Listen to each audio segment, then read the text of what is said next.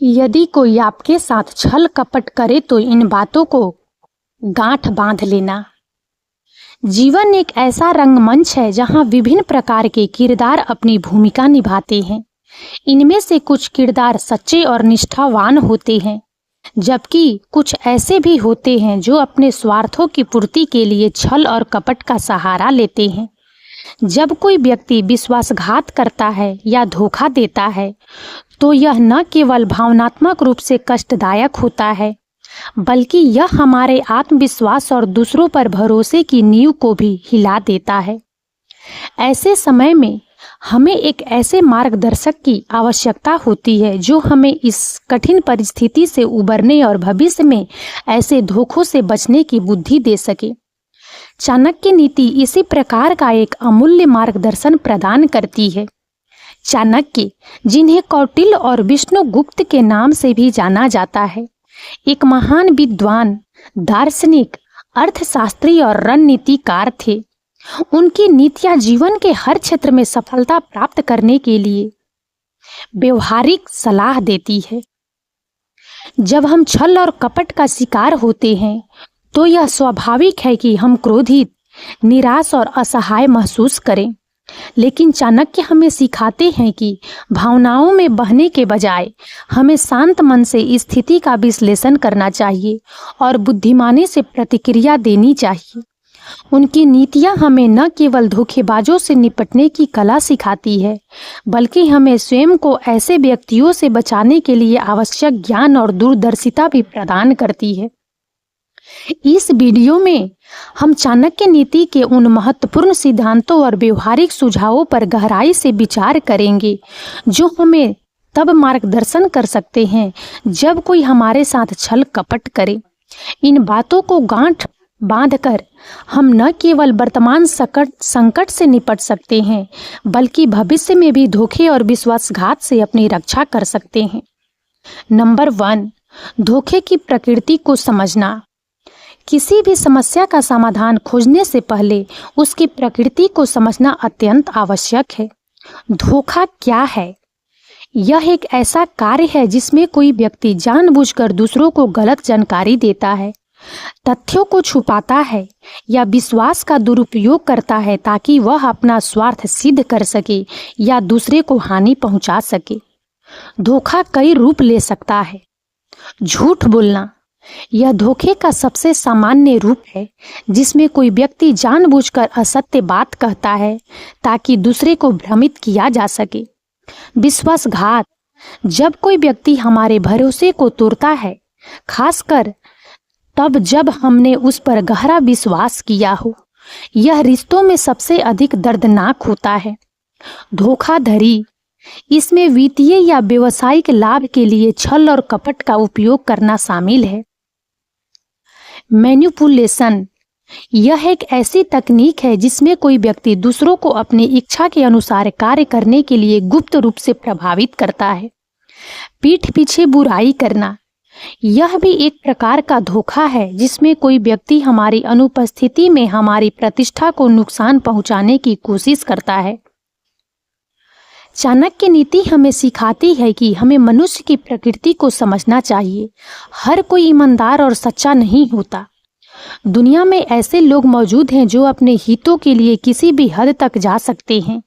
इस वास्तविकता को स्वीकार करना हमारी पहली रक्षा पंक्ति है।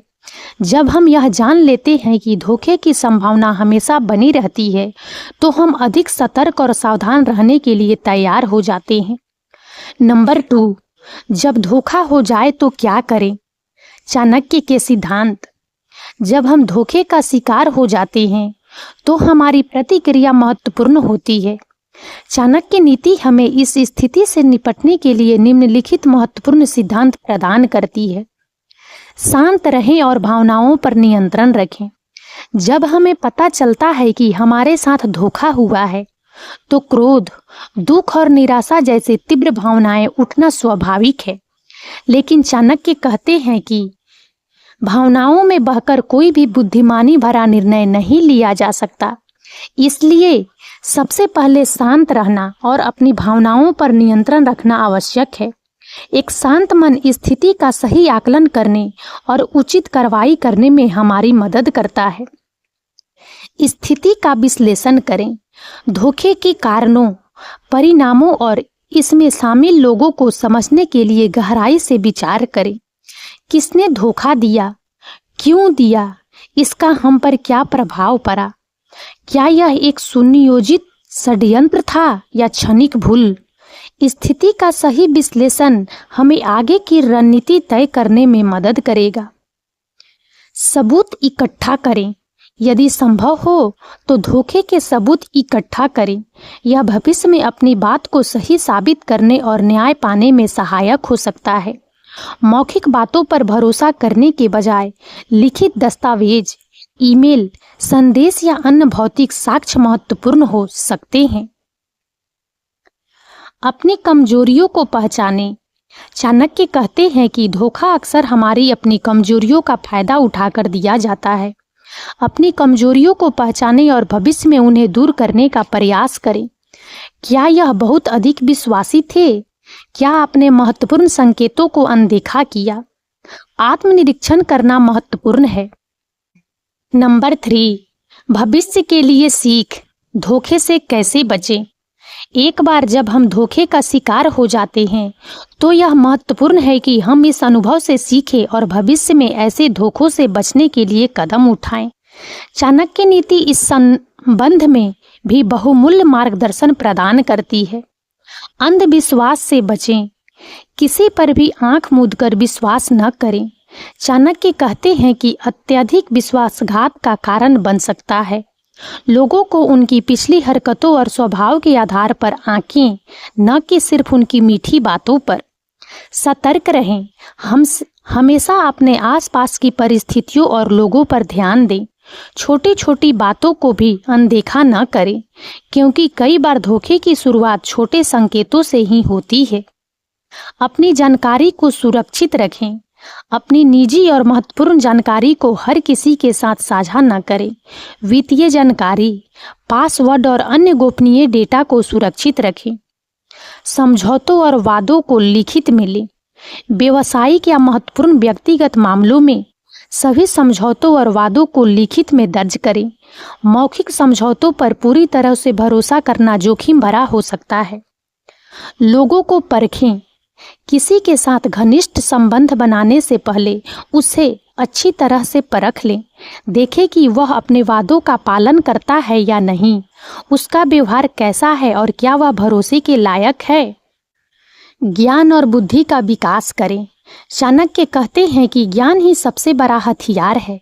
दुनिया और लोगों के बारे में अधिक जानने से आप धोखेबाजों की चालों को आसानी से पहचान सकते हैं। समय सबसे बड़ा शिक्षक है।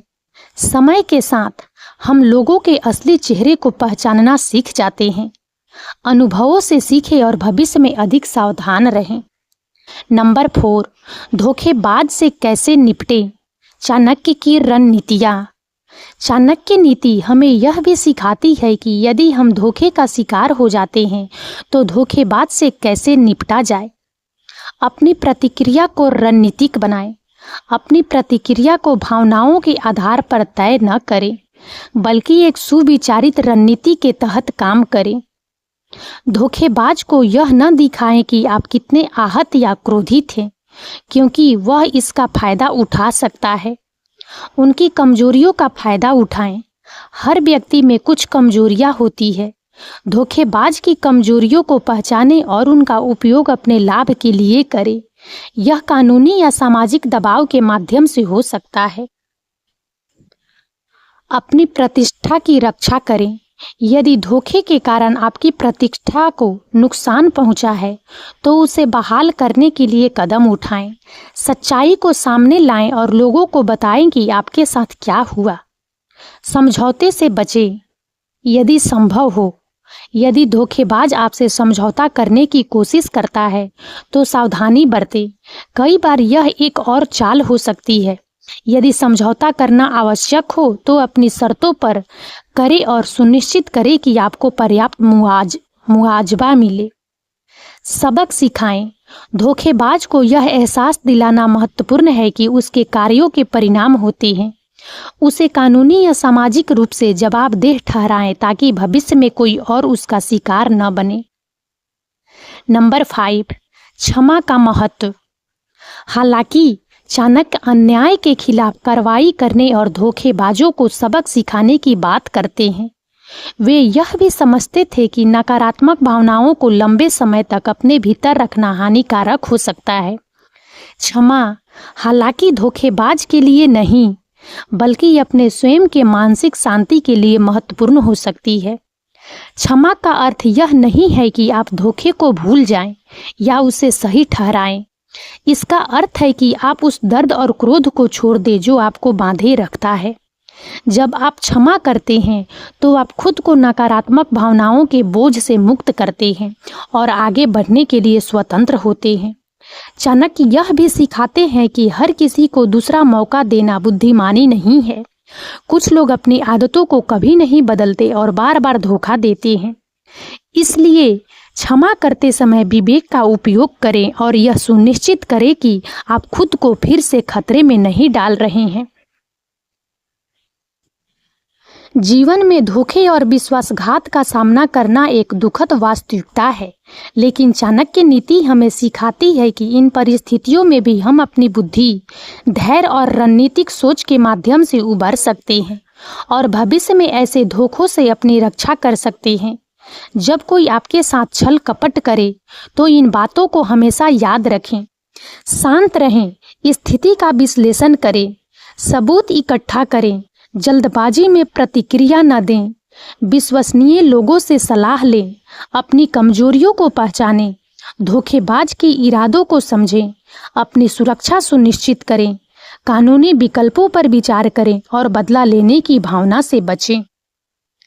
भविष्य में धोखे से बचने के लिए अंधविश्वास से बचें, सतर्क रहें, अपनी जानकारी को सुरक्षित रखें, समझौतों को लिखित में लें, लोगों को परखें, अपनी अंतरात्मा की सुनें, अपनी कमजोरियों को दूर करें, ज्ञान और बुद्धि का विकास करें और अपने मूल्यों पर टिके रहें। और अब इस वीडियो में इतना ही। यदि आप सबको हमारा यह वीडियो अच्छा लगा हो तो प्लीज़ इसे लाइक करें और ज़्यादा से ज़्यादा शेयर करें ताकि हमारा मनोबल इसी प्रकार से बढ़ता रहे और हम एक से बढ़कर एक ज्ञानवर्धक वीडियो लेकर नियमित रूप से आप सबकी सेवा में उपस्थित होते रहें। और तब तक के लिए बने रहें हमारे चैनल राजनंदिनी पर। हम बहुत जल्द एक नए ज्ञानवर्धक वीडियो के साथ एक बार फिर से आप सबकी सेवा में उपस्थित होंगे। जय हिंद, जय भारत।